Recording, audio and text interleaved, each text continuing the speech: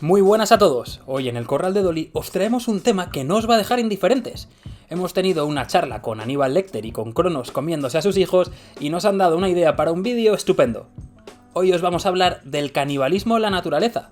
Vamos, animales que comen miembros de su misma especie. Seguro que habéis escuchado muchas veces eso de la supervivencia del más fuerte, una ley que impera por encima de todo lo demás en la naturaleza.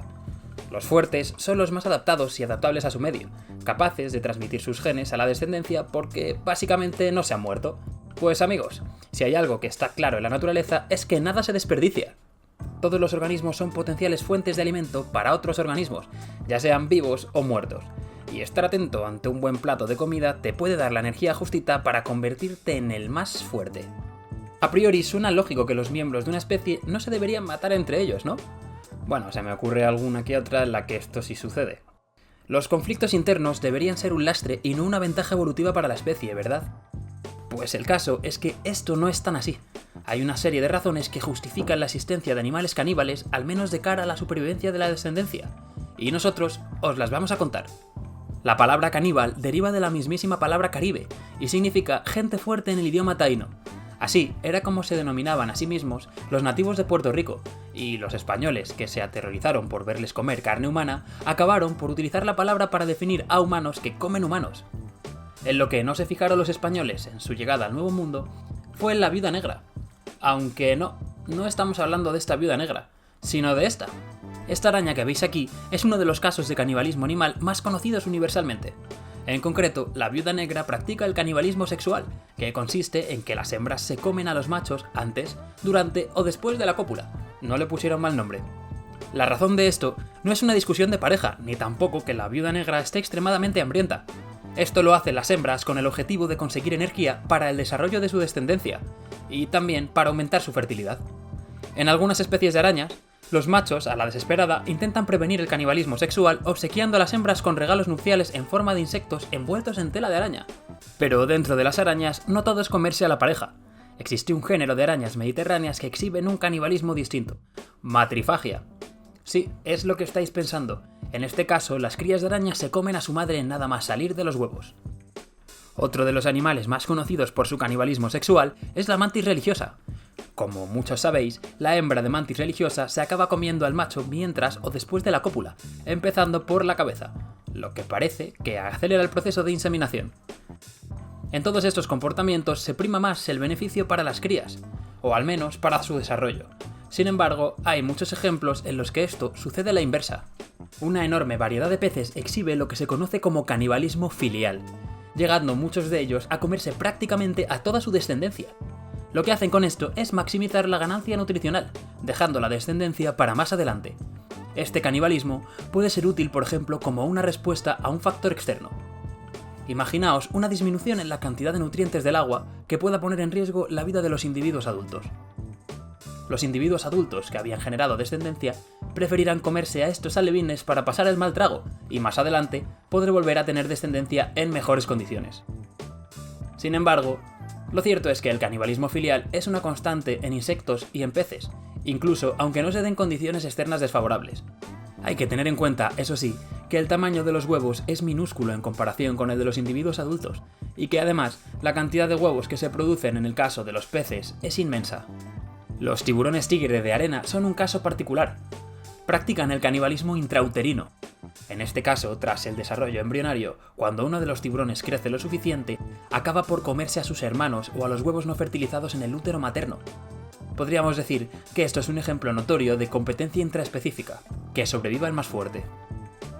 En el caso de los tiburones, y por lo tanto los peces, la energía que aportan las hembras al producir tantos huevos es altísima, pero se balancea con el poco aporte energético que dedican a sus crías una vez nacen. Esto es muy distinto en aves y en mamíferos, y por lo tanto el canibalismo es más bien la excepción y no la norma. De hecho, en aves el canibalismo es muy poco frecuente, algo que quizás se deba a que, los picos son herramientas muy específicas, y en muchos casos no tener dientes limita bastante la dieta.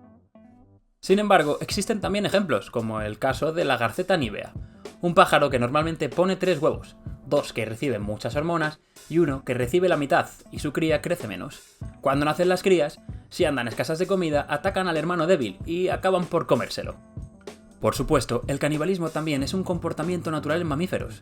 En muchos roedores se practica el canibalismo filial con el objetivo de controlar a la población o eliminar individuos enfermos.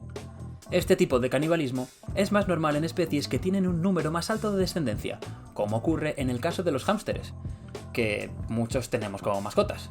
También existe el llamado autocanibalismo, en el que algunos animales, como los gatos, se comen su propia placenta después de dar a luz a los pequeños gatitos.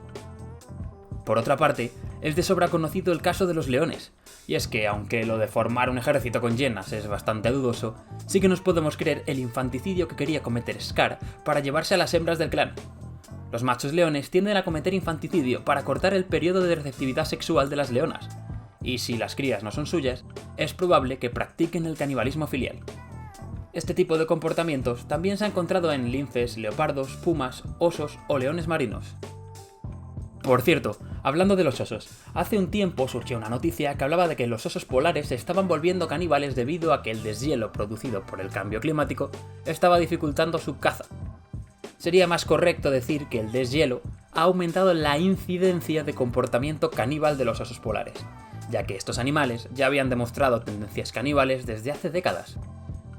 En este caso, se habla de canibalismo por supervivencia, aunque lo cierto es que, de una forma u otra, todas las formas de canibalismo, excepto algunos rituales humanos, acaban por mejorar las probabilidades de supervivencia de algún individuo.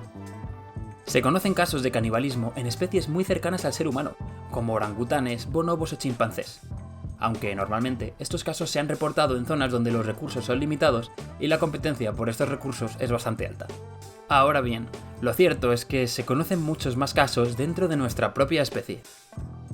El canibalismo humano o antropofagia en la gran mayoría de ocasiones ha sido un canibalismo por supervivencia. Son bien conocidos y tristemente lógicos los casos de canibalismo humano en épocas de hambre y guerra o en naufragios, donde la elección era la antropofagia o la muerte. Como un último recurso, los jugadores de rugby de la selección uruguaya sobrevivieron al accidente aéreo en los Andes en 1972, alimentándose de los cuerpos de las víctimas mortales del accidente. Este increíble suceso queda relatado en la novela Viven, de Piers Paul Reed, de la cual existe una adaptación cinematográfica. Además de estos casos, hay abundantes ejemplos de personas que han acabado por asesinar y cometer canibalismo, casos horripilantes dignos de una película de Hannibal Lecter en los cuales no vamos a entrar por respeto a nuestra audiencia y porque esto no es Ataque a los Titanes. Bueno, en uno de los casos que sí vamos a entrar por su interés biológico es en el curioso ejemplo de los nativos de una de las tribus de Nueva Guinea, la tribu Fore.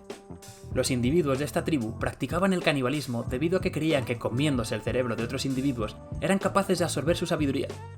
Esta práctica acabó por causarles una enfermedad neurodegenerativa y transmisible llamada Kuru, una enfermedad de lento desarrollo en la que una vez se manifiestan sus síntomas resulta letal.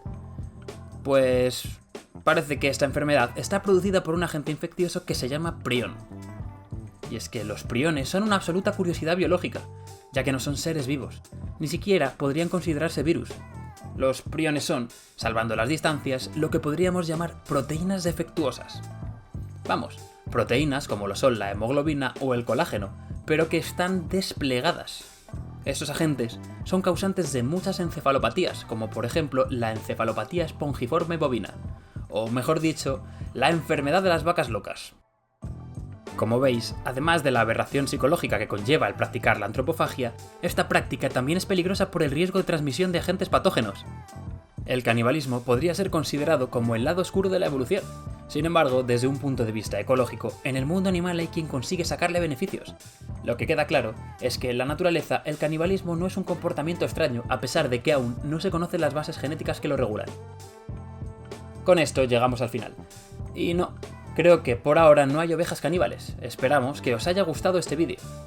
Si es así, suscribíos a nuestro canal para aprender sobre otros temas igual de interesantes. Ah, y dejadnos un comentario con ideas para siguientes vídeos. Saludos y hasta la próxima.